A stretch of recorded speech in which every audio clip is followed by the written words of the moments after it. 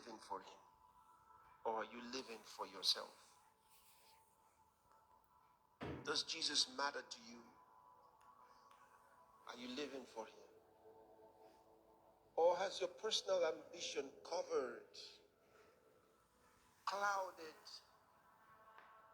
your mind in such a way that you're really not living for Jesus? Do you remember him? Do you care about his opinions about anything? Or you run your life with your opinions?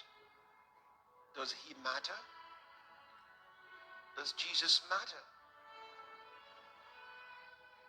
Does he matter in the life you live, in the decisions you make? Remember what he said.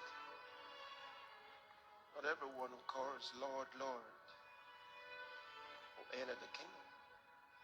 He said one day he would say to some who called him Lord, I never knew you.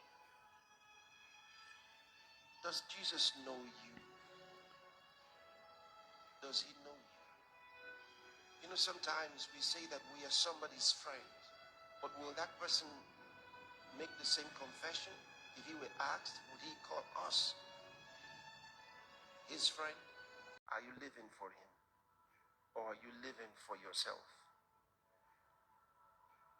Does Jesus matter to you?